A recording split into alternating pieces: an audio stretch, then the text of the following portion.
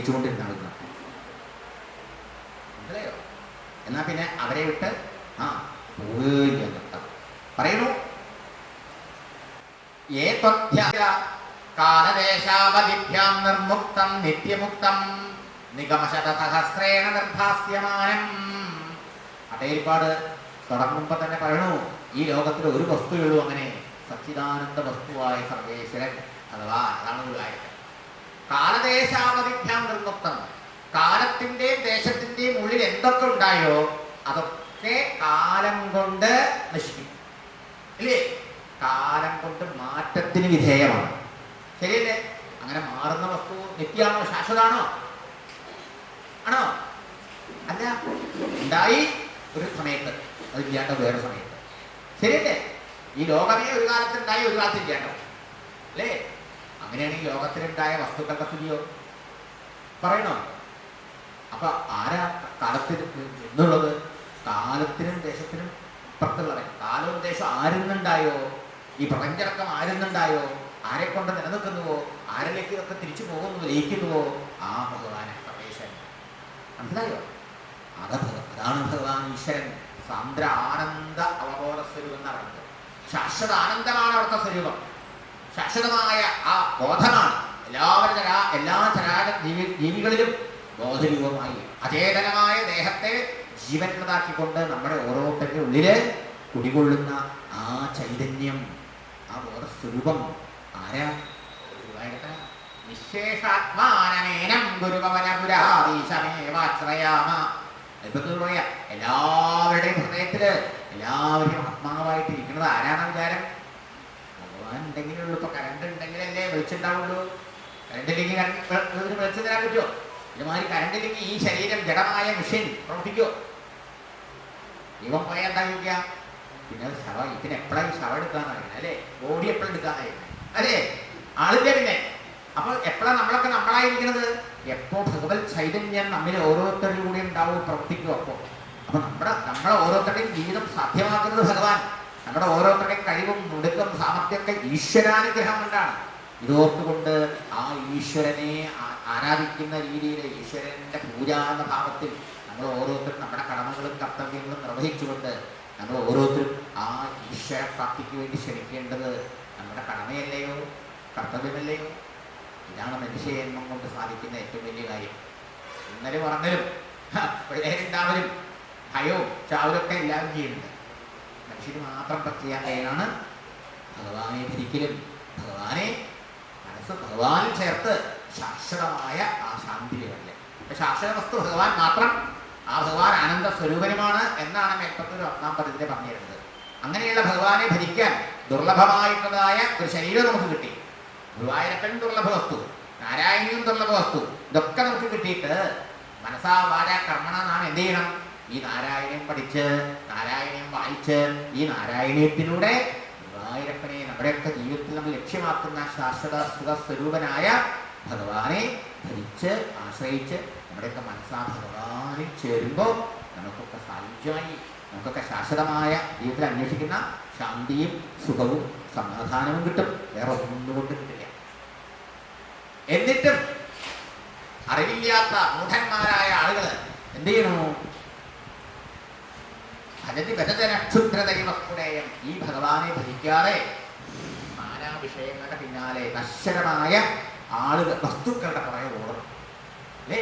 ഈ പ്രപഞ്ച വസ്തുക്കളുടെ പുറകെ ഓടുക ശാന്തിക്കും സുരക്ഷിതത്തിനും സമാധാനത്തിനും വേണ്ടി. ഇത് വിവരമില്ലായ്മയല്ലേ, അല്പത്വല്ലേ? അല്പത്വം ചോദിക്കുക. എന്നാൽ വിവരമുള്ള നമ്മളൊക്കെ എന്ത് ചെയ്യണം?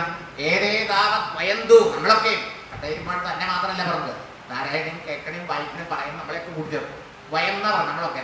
മനസ്സിലായോ? ഈ ഞങ്ങളൊക്കെ ഭഗവാനെ സ്ഥിരതര മനസ്സാ, ഉറച്ച മനസ്സോട് ദൃഢനിശ്ചയത്തോടുകൂടി ആ ഗുരുഭവനപുരാധീശമേവാശ്രയാമ. ഗുരുവായൂരപ്പ അവിടുത്തെ മാത്രമേ ഇനി ആശ്രയിക്കുള്ളൂ. ഇതാണ് ഭഗവാനോട് ഉറപ്പ്. നമുക്ക് ഇങ്ങനെ തീരുമാനം ഉണ്ടാവും. എന്ത് ദുഃഖങ്ങൾ എത്രയെങ്കിലും അനുഭവിച്ചു അല്ലേ? ഇനി ദുഃഖം ഇല്ലാണ്ടാക്കണമെങ്കിൽ ദുഃഖം ഇല്ലാണ്ടാക്കി തരുന്ന ആളാണ് ഗുരുവായൂരപ്പൻ എന്നാണ് ഗുരുവായൂരപ്പനെ വിശേഷിപ്പിക്കുന്നത്. എന്താ പറഞ്ഞത്? വിശ്വപീഡാവഹത്യൈ. ഈ വിശ്വത്തിലുള്ളവരുടെ എല്ലാ പീഡകളും ദുഃഖങ്ങളും ഇല്ലാണ്ടാക്കി തീർക്കുന്ന ആള് ഗുരുവായൂരപ്പൻ എന്നാണ് ഗുരുവായൂരപ്പനെ ആദ്യമേ വിശേഷിപ്പിക്കുന്നത്. എന്റെ മാത്രമല്ല, നിങ്ങളുടെ മാത്രമല്ല, പട്ടേരിപ്പാടിന്റെ വാദരോഗം മാത്രമല്ല, ഇനിയോ ആശ്രയിക്കുന്നവർക്ക് ആനന്ദമൂർത്തിയാണ് അവർ. മനസ്സിലായോ? ആരെ ആശ്രയിച്ചാലും അവരുടെയൊക്കെ എല്ലാ പീഡകളും കഷ്ടങ്ങളും ദുരിതങ്ങളും പ്രയാസങ്ങളും വിഷമങ്ങളും എല്ലാം തീർത്ത് നമുക്ക് ശാശ്വതമായ ശാന്തിയും സുഖവും സമാധാനവും തരാൻ കഴിവുള്ള ആള് ഭഗവാൻ മാത്രം. ഭഗവാനാണ് ഈ ഗുരുവായൂരപ്പൻ. മനസ്സിലായോ? വിശേഷ ആത്മാനമേനം, എല്ലാവർക്കും സുലഭമായി കിട്ടിയിട്ടുള്ള ആത്മസ്വരൂപനായി നമ്മുടെ കൂടെ എപ്പോഴും ഉള്ളിൽ ഉറക്കത്തിലുമുള്ള ഈ ഗുരുവായൂരപ്പനെ തന്നെയാണ് നമ്മൾ ആശ്രയിക്കേണ്ടത്. ഞങ്ങളൊക്കെ ഭഗവാനെ ആശ്രയിക്കുന്നു എന്നാണ്. ആശ്രയിക്കുക, ഞങ്ങൾ വേറെ ആരെയും ആശ്രയിക്കില്ല എന്നാണ് ഭഗവാനോട് പറയുന്നത്. മനസ്സിലായോ? അപ്പൊ നമ്മൾ അർത്ഥം അറിയുമ്പോഴാണ് ഇങ്ങനെ ഈ യജ്ഞങ്ങൾ ചെയ്യുന്നത്. നാരായണീയ പാരായണം നമ്മളൊക്കെ ചെയ്യുന്നുണ്ട്. ഒരു 4-5 മണിക്കൂർ ഉണ്ടെങ്കിൽ നമുക്ക് നാരായണീയ പാരായണം ചെയ്യാം മുഴുവനും സമ്പൂർണ്ണം. ക്ഷേത്രഭവനത്തിൽ എല്ലാ മാസം ചെയ്യുന്നുണ്ട്. ചിലപ്പോൾ 2 ഉണ്ടാവും, അധികം ഉണ്ടാവും, അല്ലെങ്കിൽ മിനിമം 1 ഉണ്ടാവും. അങ്ങനെ പല അമ്പലങ്ങളിൽ നടക്കുന്നുണ്ട്. പക്ഷേ നമ്മളത് ഒരു ചടങ്ങായിട്ട് ഒരു ആചാരമായിട്ട് പാരായണം ചെയ്യുന്നതിലധികം അപ്പുറത്ത് ഇതിൻ്റെ ഉള്ളിൽ എന്താ പറഞ്ഞേക്കണേന്ന് മനസ്സിലാക്കുന്നത്. ഈ ശ്ലോകത്തിന്റെ അർത്ഥം അറിയുമ്പോഴാണ് വാസ്തവത്തിൽ ഭട്ടതിരിപ്പാടല്ല നമ്മൾ ഭഗവാനുമായിട്ടുള്ള വർത്താന. മനസ്സിലായി? ഭഗവാൻ നമ്മളും നല്ല എന്താണ് ഭഗവാനോട് നമ്മൾ പറയണം. ഭട്ടതിരിപ്പാട് നേരിട്ട് ഗുരുവായൂരപ്പനെ കണ്ട് ഉണ്ണിയായ ഗുരുവായൂരപ്പനെ കണ്ടാണ് പറഞ്ഞത് അല്ലേ? ഇതുപോലെ എന്താ പറയുന്നത്? ഭഗവാനെ ഇങ്ങനെ ദുർലഭമായിട്ടുള്ളതായ അവിടത്തെ കിട്ടി, ഗുരുവായൂരപ്പനായിട്ട് അവിടെ നിന്ന് വന്നു, ദുർലഭമായ നാരായണീയം തന്നു കിട്ടി, ദുർലഭമായ മനുഷ്യന്മോ എനിക്ക് തന്നു. ഇനി എന്ത് ചെയ്യണം? ഈ ജന്മം അവിടുത്തെ സേവനത്തിന് ഞാൻ ഉപയോഗിക്കും, അവിടുത്തെ ഭരിക്കും, എല്ലാ പ്രവർത്തികളും അവിടുത്തെ ആരാധനമാക്കി ചെയ്യാം. മനസ്സിലായോ? അങ്ങനെ അവിടുത്തെ ഭക്തി വളർത്തി ഞാൻ അവിടുത്തെ പാപങ്ങളിൽ മനസ്സിൽ ചേർത്ത് ഭഗവാനെ പ്രാപിച്ചോളാം. ഇതാണ് പദ്ധതി. നമുക്കൊരു ഉത്തരവാദിത്വം ഒന്നുമില്ലേ? നമ്മളങ്ങനെ ചെയ്യണം. ദുർലഭമായി കിട്ടിയതാണ് മനുഷ്യജന്മം, ഇതങ്ങനെ കളഞ്ഞു കുടിക്കാൻ പാടില്ല. ഇതൊക്കെ നമുക്ക് ഓർമ്മയുണ്ട്. അങ്ങനെ ഭഗവാൻ എല്ലാവരെയും അനുഗ്രഹിച്ചുകൊണ്ടേയിരിക്കാം. മനസ്സിലായോ? അങ്ങനെയുള്ള ഭഗവാന്റെ സൗന്ദര്യം, രൂപസൗന്ദര്യം എങ്ങനെയുള്ളതാണ്? അനുഗ്രഹമായിട്ടുള്ളതാണ്. മഹാലക്ഷ്മി പോലും അത്യധികം ആകൃഷ്ടയായിട്ട് വേറെ ആരുടെടുത്തും സ്ഥിരമായി നിൽക്കാൻ പറ്റാതെ പോയത് ഭഗവാനെ വിട്ടുപിരിയാൻ പറ്റാത്തതുകൊണ്ടാണ്. മനസ്സിലായോ? നമ്മൾ പറയും ലക്ഷ്മിയെ അസ്ഥിരയാണ്, ചപലയാണ്, ചഞ്ചലയാണെന്നൊക്കെ ലക്ഷ്മി എല്ലാവരും ചീത്ത വിളിക്കാം. കൽപ്പത്തൂർ പറയാം ലക്ഷ്മി അങ്ങനെയല്ല, ലക്ഷ്മിക്ക് ഒരു കുറ്റം പറയാൻ പറ്റില്ല. കാരണം ലക്ഷ്മി സ്ഥിരയാണ് ഭഗവാനില്. ഭഗവാന്റെ ത്രൈലോക്യസുന്ദരമായ ആ മോഹന രൂപത്തെ കണ്ടിട്ട് അതിൽ ആകൃഷ്ടയായിട്ട് അവിടുത്തെ ഗുണഗണങ്ങളാൽ മോഹിതയായിട്ട് ആ അമ്മയ്ക്ക് ഭഗവാനെ വിട്ട് ഒരു നിമിഷം പോലും നിൽക്കാൻ പറ്റാത്തോണ്ടാണ്. മനസ്സിലായോ? ആ ലോകോത്തര സൗന്ദര്യ സാര സർവസ്വമാണ്. പാടില്ലേ നമ്മള്? വൃന്ദാരണ്യത്തിൽ വാണോരു കൃഷ്ണ, സൗന്ദര്യത്തിന്റെ സത്തായ കൃഷ്ണ. ഈ ലോകത്തിലുള്ള സൗന്ദര്യമുള്ള വസ്തുക്കളുടെ ഒക്കെ എസൻസ് എടുത്തുണ്ടാക്കിയത് ഭഗവാന്റെ രൂപം. മനസ്സിലായോ? ഹിന്ദു ചൂടനും, ഹിന്ദു ചൂടനായ മഹാദേവൻ, ബ്രഹ്മദേവൻ, ഇന്ദ്രാദി ദേവന്മാരൊക്കെ സദാ സേവിച്ചുകൊണ്ടിരിക്കുന്നതാണെന്ന് അവിടുത്തെ. മനസ്സിലായോ? അങ്ങനെയുള്ള അവിടുത്തെ മാഹാത്മ്യത്തെ അറിഞ്ഞിട്ടും സൗന്ദര്യത്താൽ ആകൃഷ്ടയായിട്ടുമാണ് ലക്ഷ്മിക്ക് തൻ്റെ ഭക്തന്മാരിൽ പോലും സ്ഥിരമായി താമസിക്കാൻ പറ്റാണ്ടായത്. അത് ലക്ഷ്മിയുടെ കുറ്റം കൊണ്ടാണ്, ഭഗവാന്റെ കുറ്റം കൊണ്ടല്ലേ? അതുകൊണ്ട് എന്താ ഇപ്പോ ഭഗവാനെ പിരിയാൻ പറ്റാത്തതുകൊണ്ട് ഭക്തന്മാർ സ്ഥിരമായി നിൽക്കില്ല അമ്മ. അതുകൊണ്ട് ആൾക്കാർ പറയാൻ തുടങ്ങി അസ്ഥിരയാണ്, ലക്ഷ്മിയും അസ്ഥിരയല്ലോ മനുഷ്യർക്ക് അല്ലേ? അല്ലെ ആളെ കൊല്ലിയെന്നാണ് ഈ ഭാരതപ്പുഴയുടെ തീരത്തുണ്ടായതൊക്കെ ലക്ഷ്മി ചീത്ത വിളിച്ചിരുന്നതാണ്. ഭക്തനാരെന്താ ആളെ കൊല്ലിയെന്നാണ് പറഞ്ഞത്. പണെന്താ? പണത്തിന് വേണ്ടി അടികൂടും അച്ഛനും അമ്മയും മക്കളും ഒക്കെ കൂടി കേട്ട് കൂടുല്ലേ? ഒരു വർഷം ഭൂമിക്ക് വേണ്ടി, ഒരു പറമ്പിന് വേണ്ടിയിട്ട്, ഇത് പൈസക്ക് വേണ്ടിയിട്ട് ആളെ കൊല്ലിയല്ലേ? ആ പൈസക്ക് വേണ്ടി മനുഷ്യൻ എന്തൊക്കെ അടികൂടണല്ലേ? ആ ആളെ കൊല്ലുക, ഇങ്ങനെയൊക്കെയാണ് പറഞ്ഞത്. പക്ഷേ ലക്ഷ്മിക്ക് നല്ലൊരു സർട്ടിഫിക്കറ്റ് കൊടുത്തത് ആരാ? എൻ്റെ കൂടെ ലക്ഷ്മിക്ക് ഞാൻ തെറ്റ് പറയില്ല. എന്തുകൊണ്ട് പറയണോ? ആ ആരാണോ അവിടത്തെ ഭരിക്കുന്നത് അവിടുത്തെ നാമം ജപിച്ചാൽ മതി. നാരായണീയം വായിക്കാൻ തുടങ്ങിയാൽ മതി, അല്ലെങ്കിൽ ഭാഗവതത്ത് വായിച്ചാൽ മതി, നാരായണ നാമം ജപിക്കാൻ തുടങ്ങിയാൽ മതി. ആരാണോ അവിടത്തെ ഭരിക്കാൻ തുടങ്ങുന്നത് ആ ഭക്തന്മാരെ വിട്ടു പോകണതേ ഇല്ല അത്രേ ഭഗവതി. അവ 11 വർഷമായിട്ട് നടക്കാന്ന് പറഞ്ഞാലോ അവിടെ നേർക്കുമേലെ അഭിവൃദ്ധിയും ഐശ്വര്യവും ക്ഷേത്രത്തിൽ മാത്രമല്ല, ക്ഷേത്രത്തിലുണ്ടായ നാടിനുണ്ട്, നാട്ടുകാർക്കുണ്ട്. മനസ്സിലായില്ലേ?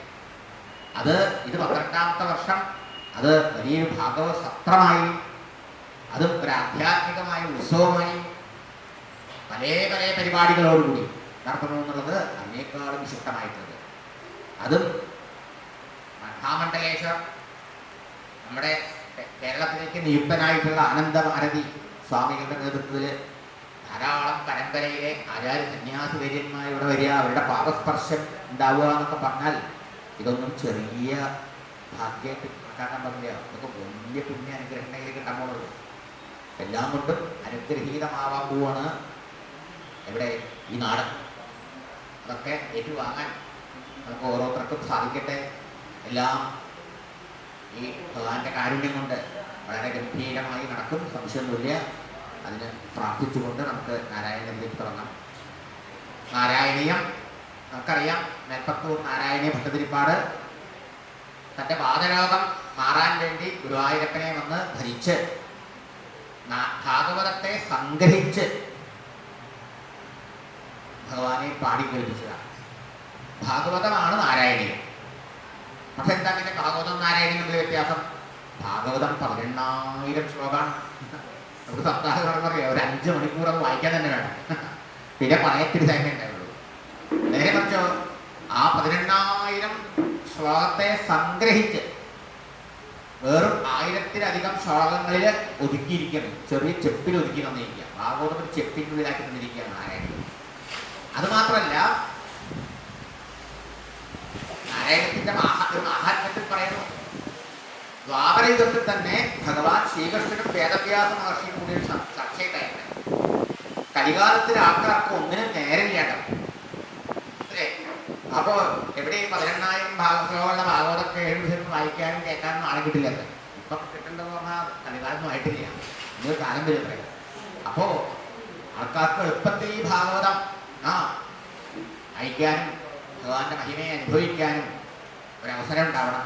അപ്പോൾ വ്യാസൻ കലികാലത്തിൽ അവതരിക്കണം, അതിന് അവസരം ഉണ്ടാക്കും. ഭഗവാൻ നാരായണന്റെ പേരിൽ വേദവ്യാസൻ തന്നെയാണ് ഭഗവാൻ ശ്രീകൃഷ്ണന്റെ നിർദ്ദേശം അനുസരിച്ച് നാരായണ ഭട്ടതിരിപ്പാടായിട്ട് അവതരിച്ചതെന്നാണ് പറയുന്നത്. അപ്പം അതിന് ആ രോഗമൊക്കെ അതൊക്കെ അതിനൊരു കാരണമാണ്. മനസ്സിലായി? വ്യവഹാരത്തിൽ അങ്ങനെ എന്തിന് ഒരു കോണം വരാൻ ഒരു മൂലം വേണമല്ലോ, ഒരു നിമിത്തം മാത്രമാണ് അതൊക്കെ. അങ്ങനെ അദ്ദേഹം ഒരു ദിവസം 1 ദശകം എന്ന കണക്കിന് 100 ദിവസം 100 ദശകം കൊണ്ട് നാരായണത്തെ സംഗ്രഹിച്ച് ഗുരുവായൂരപ്പനെ കേൾപ്പിച്ചു. വന്നത് പരാശ്രയത്തിൽ, സഹോദരൻ്റെയൊക്കെ സഹായത്തിൽ താങ്ങി പിടിച്ചിട്ടൊക്കെ ആണെങ്കിൽ പോയതോ അരോഗ ദൃഢഗാത്രനായിട്ട്. 100ാമത്തെ ദിവസം നാരായണീയം ഗുരുവായൂരപ്പൻ്റെ പാദത്തിൽ സമർപ്പിച്ച് നമസ്കരിച്ചപ്പോൾ വാദരോഗി, നമസ്കരിച്ചത് രോഗിയായിട്ട്, എഴുന്നേറ്റതോ പൂർണ്ണ ആരോഗ്യവാനായിട്ട്. മനസ്സിലായി? 100 ദിവസം വേണോ ഗുരുവായൂരപ്പന് നമ്മെ അനുഗ്രഹിക്കാൻ? വേണ്ട. നമ്മുടെ ഒരു സ്വഭാവം എന്താ? നമ്മൾ ഈശ്വരൻ്റെ അടുത്ത് പോണതും ഭരിക്കുന്നതൊക്കെ നമ്മുടെ സ്വാർത്ഥം അടക്കാനാണ്, നമ്മുടെ കാര്യം നടക്കാനാണ്. നമ്മുടെ കാര്യം കഴിഞ്ഞിട്ട് തിരിഞ്ഞു നോക്കില്ല അല്ലേ? പാലക്കടക്കോളം നാരായണാന്ന് പറയുന്നത്. അപ്പൊ ഭഗവാൻ അറിയാം 1-ാം ദിവസം തന്നെ പട്ടേലിന്റെ സുഖേട് മാറ്റാൻ പറ്റാണ്ടല്ല ഗുരുവായൂരപ്പന്. പക്ഷേ എങ്കിൽ ഈ നാരായണീയം നമുക്ക് കിട്ടില്ല. അതിന് മുഴുവൻ ഭഗവാനും കേൾക്കണമെന്ന് മോഹമുണ്ട്. മനസ്സിലായോ? സംസ്കൃതത്തില് ഈ നാരായണീയം പോലെ ഇത്രയും പ്രസിദ്ധമായിട്ടുള്ള കേമായിട്ടുള്ള ഒരു ഭക്തി കാവ്യം രണ്ടാമതും ഉണ്ടായിട്ടില്ല. അപ്പോ ഈ നാരായണീയത്തിലൂടെ എത്ര ആളുകളാണ് ഗുരുവായൂരപ്പനെ ധരിച്ച് ഗുരുവായൂരപ്പന്റെ അനുഗ്രഹത്താൽ ഭൗതികമായ ഐശ്വര്യവും ആത്മീയമായിട്ടുള്ളതായ ശാന്തിയും സമാധാനവും നേടി ജീവിതം ധന്യത കൈവരിച്ചെന്നറിയാമോ? ഭട്ടതിരിപ്പാടിന് ശേഷം ഇവിടെ അനേകം ആൾക്കാരാണ്. എൽപ്പത്തൂർ പറയണോ, ആരാണ് ഈ ഗുരുവായൂരപ്പന്റെ രൂപത്തിൽ ഇവിടെ ഇരിക്കുന്നത്? സാക്ഷാൽ സച്ചിദാനന്ദ സ്വരൂപിയായ സർവേശ്വരനാണ്, പരബ്രഹ്മമാണ്. വേദശാസ്ത്രങ്ങളൊക്കെ ഘോഷിക്കുന്ന ആ സത്യസ്വരൂപനാണ്. ഋഷിപരികളൊക്കെ ഏതൊരു ഭഗവാനെ സാക്ഷാത്കരിക്കാൻ വേണ്ടിയാണോ കാടുകളിലൊക്കെ പോയി കഠിനമായ തപശ്ചര്യകൾ ചെയ്യുന്നത്? ആ ഭഗവാനെ അത്രയൊന്നും പ്രയാസമില്ലാതെ നമുക്ക് കാണാനും അനുഭവിക്കാനും പാകത്തിലുള്ള ഗുരുവായൂരപ്പൻ്റെ രൂപത്തിൽ സാക്ഷാത് ഗുരുഭവനപുരേ ഹന്തഭാഗ്യം ജനാനാം. എന്താണ് അവിടെ ഭാഗ്യം അല്ലേ?